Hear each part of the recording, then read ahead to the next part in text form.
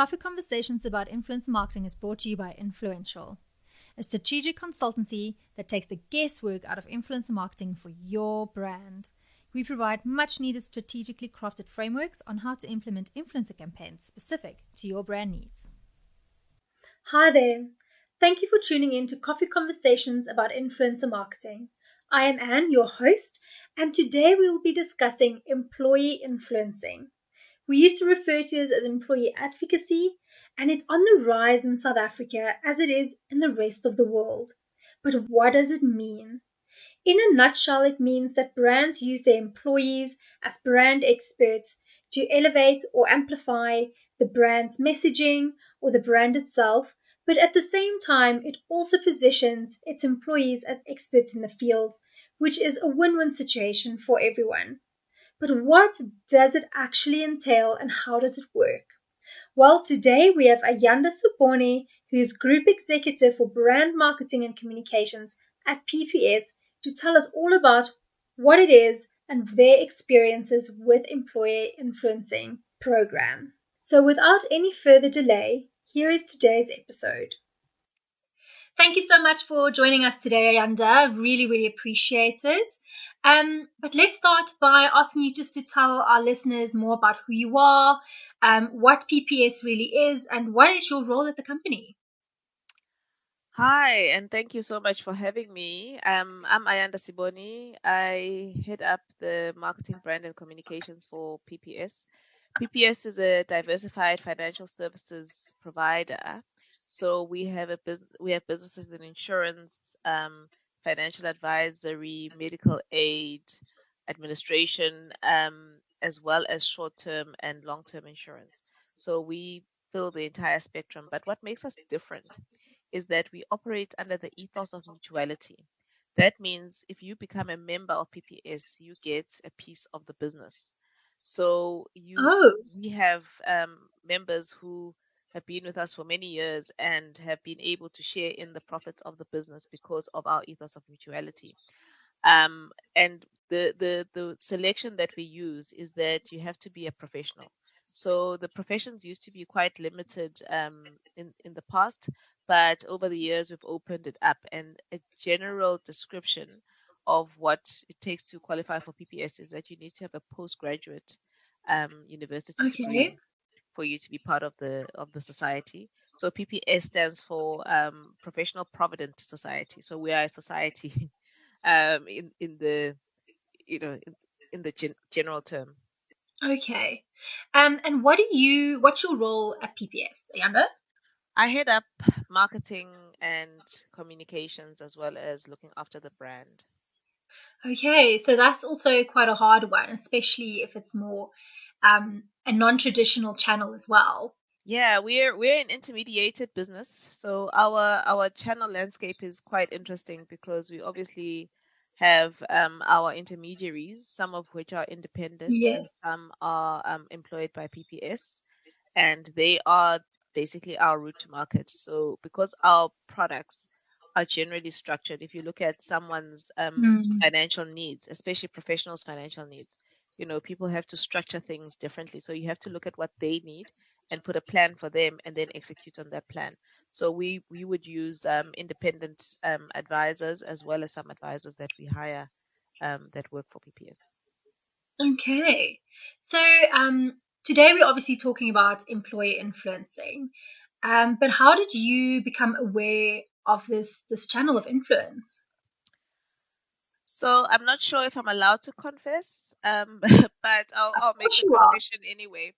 So I must be honest, I was one of those that was anti-influencers as Okay. a position. I really was not keen on the idea of influencers because I always feel like you are taking your brand and you're almost gambling on a person. And when their fortunes are up, you benefit, but when their fortunes are down, you suffer as a result. So the idea of having influencers didn't quite appeal to me, but it was a social conversation with someone who mentioned that there's this business that does this, and they sort of piqued my interest. But I must Okay. be honest, I was not quite sold until I met with Kevin and he explained to me what it is that they do. And in that engagement, he managed to get me at least to be interested enough to pilot it. I can, it's then very safe to say you obviously didn't investigate any other kind of B2C influencer marketing as well as the employee influencing part of it. No. It's quite interesting that you're saying you were quite against influencers as a concept in general. I think a lot of people still feel that way, especially marketers, just because of you've either been burnt or seen other businesses not really performing well with using influencers. Um, so yeah, it's quite interesting, and I love kind of our podcast because we're educating on that, and yes, obviously there are companies out there who does it and they don't get any results, but we're hoping to help people do it the right way and see the benefits. Absolutely. And I think, there are different industries. And if you look at Mm, FMCG, the influencer strategy, it makes sense. That's a yeah, place where you can do it. But when it comes to financial services, I think it starts becoming a little bit more tricky. And perhaps that's where my original positioning was. And even with absolutely. the employee influencer, I was a bit nervous, but yeah, my attitude towards it has changed completely. I think it's very important what you're saying. It's the different industries and your different kind of influences and different strategies. Because in insurance and in financial services, your everyday kind of influencer marketing will obviously not yield the results that you would like. Yes. Why do you think employer influencing is a good fit for PPS? So there were two things that we benefited with this. One is the employee engagement. When Okay. you put it upon someone to say, listen, we would like you to do this thing, you're doing it for yourself, but you're also doing it for the benefit of the company. It Yeah. it sort of makes people feel valued. The training that they Mm. got and the education that they got in preparation for this made them feel a lot valued. Secondly, we found that when you use, I mentioned earlier that we've got advisors that are employed by PPS. When you use Yeah. people that are like advisors that are employed by PPS who sell products, it empowers them to be able to speak and reach out in a different way, not the traditional I'm a salesman Mm. trying to talk to you, but Yeah. giving before they get. Before you get that sale, you give people information, you give people entertainment. They get to relate to you and they get to know you a little bit better.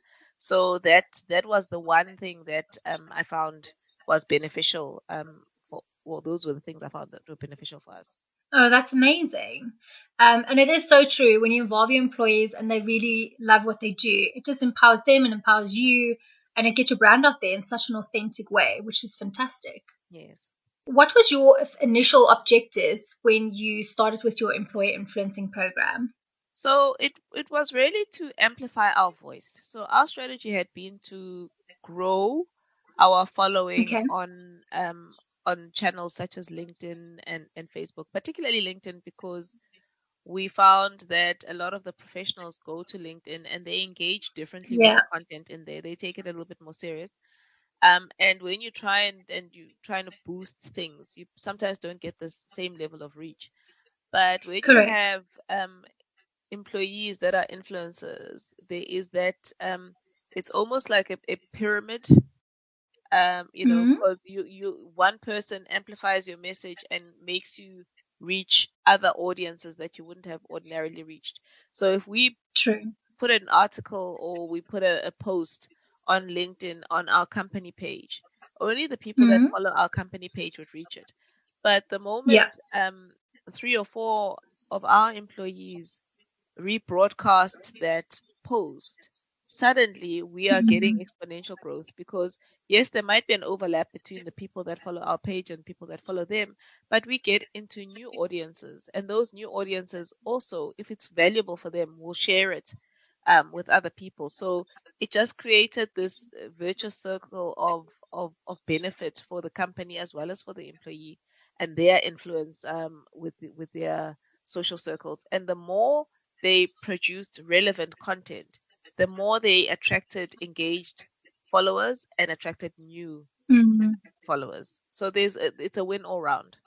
I think also it just kind of plays into that thing we always say about influencer marketing around across the board, is that it comes from real people who has real experiences, and it speaks about from their point of expertise. And I think even more so in employee influencing, that is true. And that's where you get that great engagement and people start recognizing the expertise, not only of the person, but also associate that with where they work. Absolutely agree. So do you think your influencer or your employer influencing campaigns is better to be once offs, or do you think kind of an always on approach would be more effective for brands? So for us, the always on approach is better because you have a level of consistency.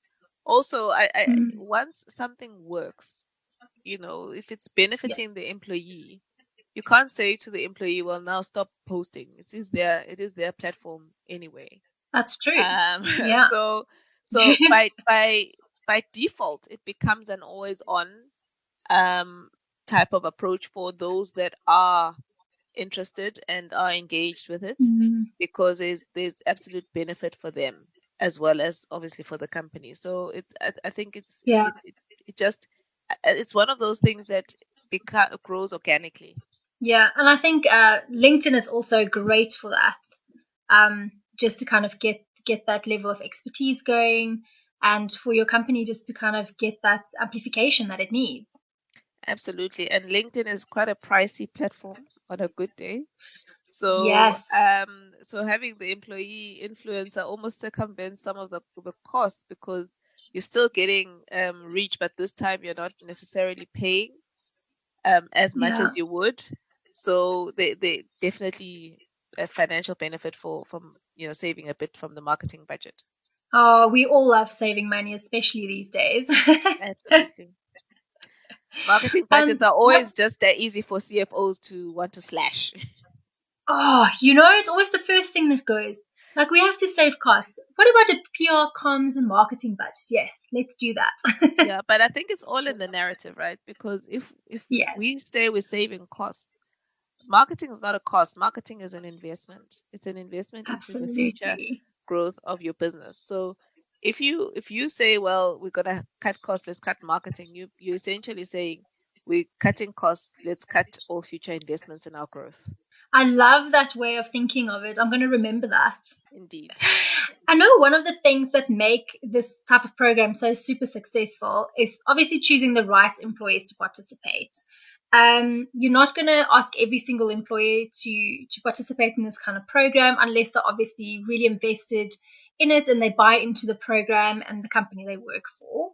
Um, so what do you look for, and what did you look for, and other brands should look for in their employees when they choose them to participate in this? Okay, so for us, it one was people that were engaged in the company. So when you look at the ordinary company, there are those people that are Yeah, just engaged, they're positive.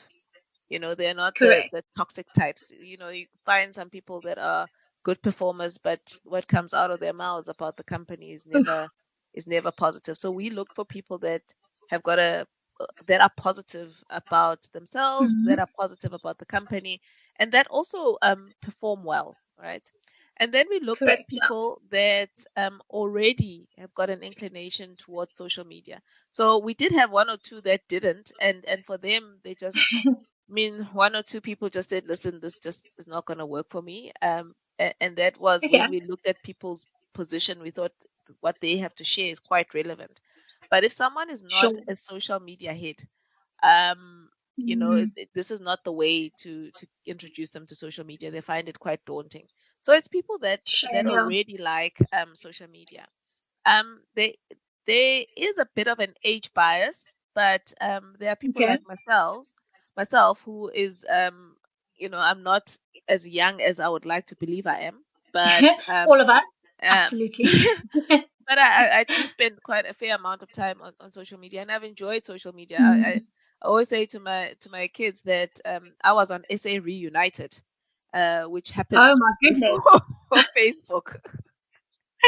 Was very active on SA Reunited, and it's a pity what happened to that particular platform, because I think they were the Facebook before Facebook was a thing. They probably were, you're right. Yeah, no, they definitely Facebook killed them, but I think the concept was very much the same. So Yeah. so we looked at people that have an interest already in social media, and we looked at people Mhm. that from a work perspective are positive, people who take themselves seriously and take their own personal brands Mm. seriously, not people who are volatile, because someone who's volatile one day is going to be great, and the day that they don't like the company anymore, they um Oof. changing their tune. So looking at Yeah. maturity, it's quite a subjective test, but it's a combination of things. But one is someone who lives the company's values, someone who has got a good Yeah. performance track record, someone who is positive themselves, and someone who already has got the social media as something they're interested in. I think that's a great little tick list to have handy because, like you say, you want people who are really, really positive about themselves and the company. Otherwise, you might do more harm than good. Indeed. Do you recommend other businesses wanting to do this employer influencing to implement the program, or do you recommend that they just do it themselves? Sure. I think if they did it themselves, they would have to have a very high risk appetite. It helps. Anything worth knowing is worth learning Yeah, from someone that knows it a little bit better than you. There are certain 100% perspectives agree with that you that. get from the experts, and I mean, you can say, well, how can they really be experts? This is such a new field. Yes, it's new, but there are Yeah. people who've immersed themselves in this topic, and have Mm. tried it already. So why on earth would I want to learn the mistakes that they've already gone through?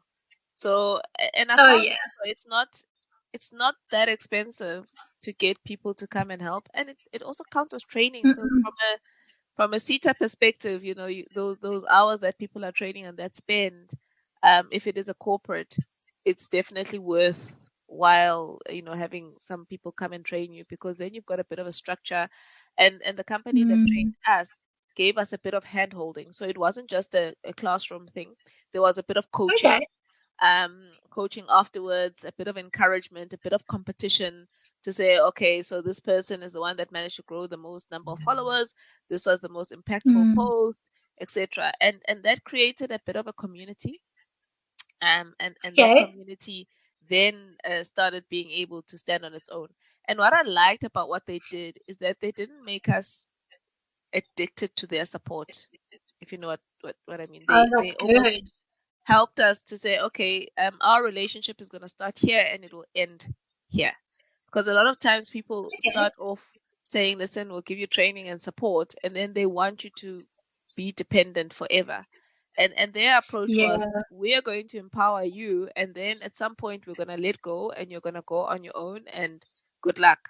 And I love that, because it just, it felt like, okay, I've got this amount of time. I need to learn what I need to learn in this amount of Mm. time. I'm going to have support for this long, and then I've got to go on my own, which was great. Beware of people that want you to be dependent forever, and they Yes, want to run this I thing agree with that. nonstop.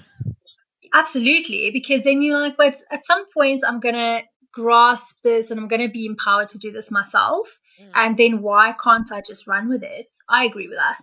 mm. And I do love that they give you kind of a beginning and an end because, like you say, you're going to have to hustle and kind of figure this thing out. And then you're so empowered that you can carry on by yourself, which is great. Most of you know that Influential is our podcast sponsor. But did you know that my co-host Anne heads up the agency? And that is the first ever boutique agency in South Africa that specializes in developing strategy for influencer marketing. Anne and the team are experts in the field, and have spent years honing their skills and knowledge about influencer marketing and at some of the country's biggest PR and media agencies. The moment that you think you might want an influencer campaign, make sure to call or email them first, because without strategy, it might not have the outcomes that you would like and are looking for. In addition to talking all things influence on this podcast, and also puts together the fantastic influential newsletter that comes out every month. And this is another way for you to keep up to date with the industry. The link to latest newsletter is in the show notes. Check it out, and if you like, please subscribe. Anne's contact details are also on there. Let's keep the conversation flowing.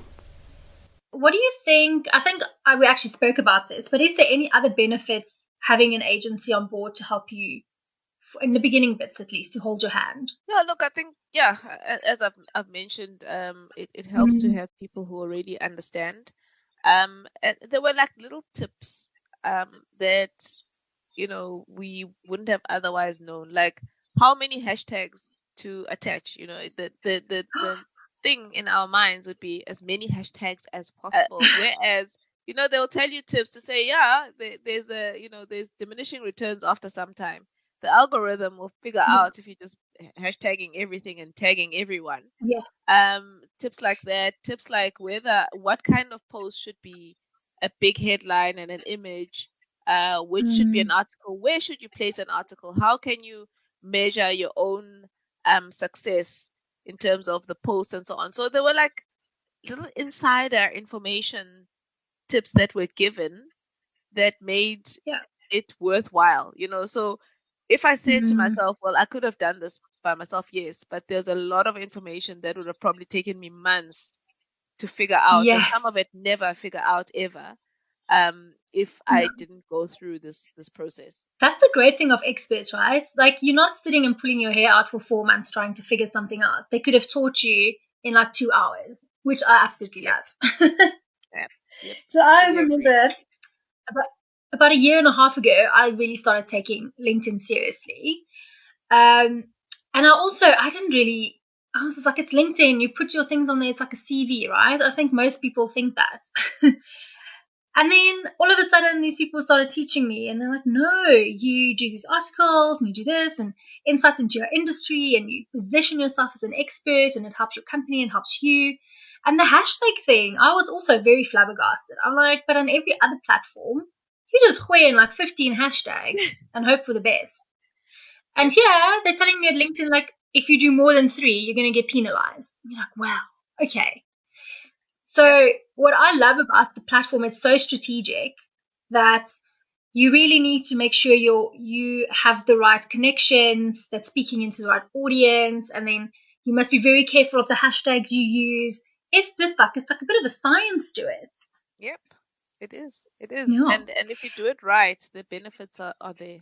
Absolutely. And I think it's for everyone. It's not just for the brand, it's also for the employee, and it stands them in good stead later on in life as well. Yep, fully agree. They absolutely obviously provide training and hand holding. And how long do they hold your hand for? What is the time period? Well, it depends. I'm not sure, because we only did with one company, but I would think about 3 months, if I recall correctly. We're about to do another intake now, actually, of employee influencers. We're in the planning phases, so in the next 2 weeks or so, we'll be starting. I think it's about a 3-month timeline. Okay, so that's actually plenty of time for you to kind of get really comfortable with the whole process. Yes. What metrics do you measure with employee influencing? So what does success look like in this type of campaign? So success for the company or success for the employee? I think the employee can determine for themselves what it is that they're looking for. Yeah. But we found that people said about the number of followers that they gained. They started becoming selective as well in terms of the kind of people that they allowed them to that they allowed to follow them. But Amazing. For the company, for us, the biggest benefit was really just the amplification of our message. So the biggest metric is how many of the messages that are posted on the group site or the group page, are either rebroadcast as is or tailored for an audience. So obviously we love it when employees take the message that was on the group post and put their own perspective to it and share it. And then how Yeah, many more people share that message? Because the moment they take it and they personalize, it means there's resonance, and it means correct. that it stops being a company message and it starts becoming that person's message to their base. Yeah, and that is absolutely so powerful because it's that personal stamp of kind of expertise on it. Yes. Do you think there's any potential dangers running this kind of program without any proper guidance or any experts helping you? So without experts, I think it's a bad idea. It's not even, these are the specific dangers. But in Mm, terms of generally, I think there is always a risk, regardless of whether yeah, you're getting supported or not. There's always a risk that an employee can go rogue. An employee true. can decide, like they're really unhappy about something and use that platform.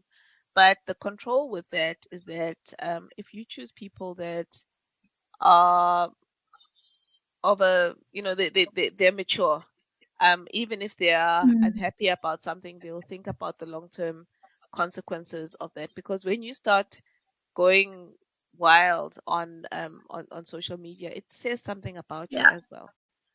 If you are a 100%. leader in a business, and suddenly, you're unhappy about something and then you go on social media, it just tells the other Mm, people, especially because LinkedIn is such a career orientated platform. yeah. Um, so I think there's always a risk, but I Mm. think the benefits and the rewards far outweigh that risk. Sure. And I think, like you say, when you choose the employees carefully and you also kind of guide them in what to post, it's a bit less risk, even though there's always that risk that someone's going to go rogue. But also, I don't think on LinkedIn people are too prone to do that because your future employers will always kind of go back and look on all your social media, how you treated previous employers as well. And I think that's just become part of the interview process in 2020. Yeah, indeed.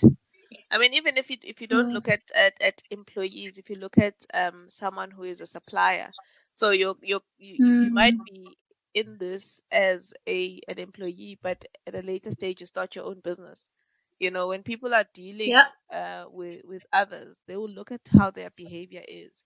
So I don't think it's always just about how you're going to be viewed as an employee. It's about how you're going to be viewed as a business person, whether you are that in the is, business for yourself or you're in the business being employed by someone else. But your ethics in business and your behavior when the chips are down yeah. will determine how others will view you.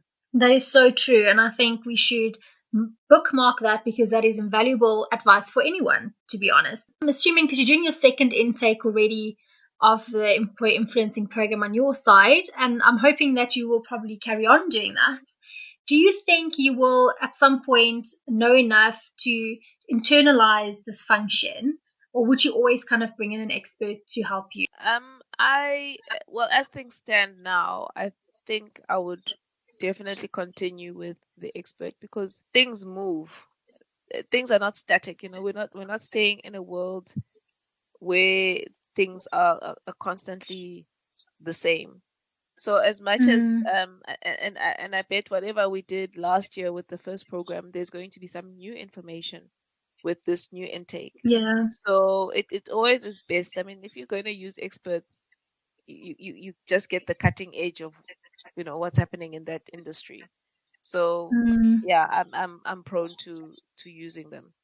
The only time that I Also, wouldn't is when the price starts getting like too high that it's unaffordable. Then we might as well, absolutely. you know, not be at the top, but get the basics. But while Yeah. the mix between affordability and the benefits is right, then it's worthwhile. No, I hear what you're saying. And I think also because it's digital, things does move extremely fast, like you say. What's in last year, maybe 2 months ago, something the algorithm might have changed, rules might have changed, and just if you're not in the industry, you don't know about that. Mm, Yeah. mm. Why do you think it's not more popular in South Africa, employer influencing? And why doesn't everyone have one? So I don't think that it's not more popular. I just think it's unknown. Because Okay. when you say popular, it means people are exposed to it and they make a decision whether they're Yeah. interested or not. I think this is something Mm, that's a bit new. And also it's that the way our organizations are structured, particularly corporates, HR is one mm, stream and marketing is yeah. another. And sometimes these two are running parallel. They never really interact unless there's a problem. So in the True. normal operations of the business, you only bring HR in if you want recruitment, discipline, policies, that kind of thing as Yeah. a marketing person. But we are fortunate in that PPS is a bit of a mid corp, so we are smaller and much more intertwined. So to get the HR um, parties to the table to say, listen, there's this great idea and we Mm. think this is how it can work was not that difficult. But I think in other Oh, organizations, you wonderful. might find that because HR and marketing are far apart, um, it might Yeah. take that much more effort to bring the two to make people realize that employees themselves can be part of the arsenal of marketing. Yeah.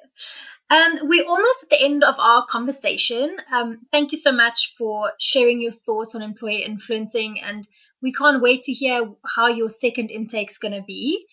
Um, Before we go, can you maybe give our listeners 2 or 3 insights or tips if they want to embark on employer influencers? What should they be considering before they do this? Okay, so the first would be clear about what you're trying to do. Um, what Okay.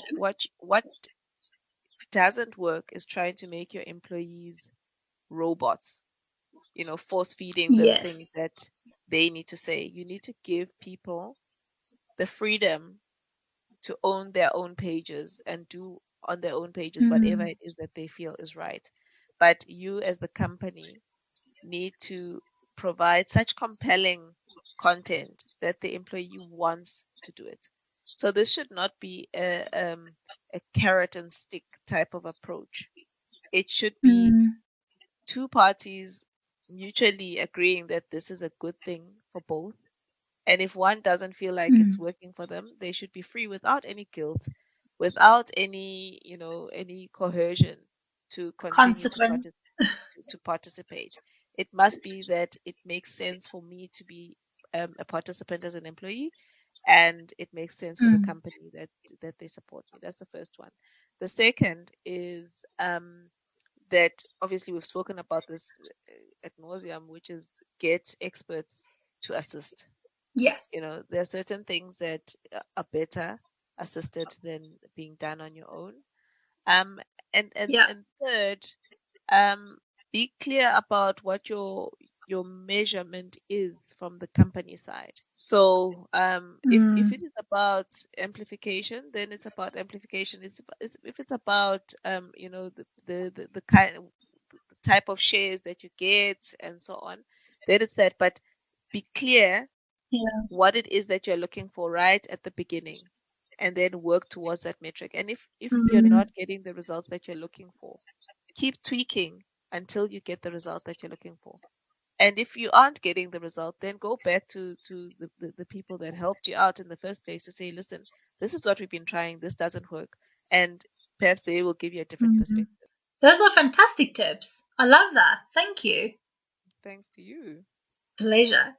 Ayanda, before we go away, maybe you can tell us where listeners can follow you, maybe on LinkedIn to see what you guys are up to, what are you up to, and also maybe where they can follow PPS online. So PPS is on Facebook. It's PPS for professionals. Mm-hmm. On Facebook, on Instagram, we are on LinkedIn as well as Twitter. So obviously each of these platforms we use for different things. Amazing. LinkedIn we use a lot Yes. more for more deeper engagement if you want to um, educate and give a lot of deeper Mm, information would go there. But Twitter is more like a broadcast, quick, succinct, what you're trying to say. Okay. So the different platforms do different things. So you can follow, if you search for PPS, you are likely to find us quite easily. We also have a YouTube channel, which Wonderful. would Okay. have information about the company, some of our adverts, as well as things like interviews with our CEO. So if you want to know more about PPS, we're also there on YouTube. Myself, I am active on Twitter and on LinkedIn. I must be Okay. honest, I haven't been that active on LinkedIn this year. Just with COVID, life has been happening. You know? But sure. But yeah, I mean, I call myself an opinionist on Twitter. And in fact, after Okay. this Interesting. training, I realized that perhaps being such an opinionist on Twitter might not be the greatest of ideas. So I try and engage quite positively on that platform, although it is Okay. it is a vicious platform, but yeah, It is very vicious on those streets. Yes. yeah. Amazing. And what's your handle so people can find you if they want to? On Twitter it's Ayanda19, and then on LinkedIn it's my name and surname Ayanda Seboni. This was such a great chat. I think people are either going to become aware of what employer influencing is and pique some interest and do some investigation into maybe doing it in their brands, or they have already known kind of about it and now know a lot more about it. So thank you so much. Thank you for inviting me. It's a huge pleasure. Ayanda, have a fantastic day and hopefully we'll chat soon. Thank you. You too. Thanks so much. Bye. Bye.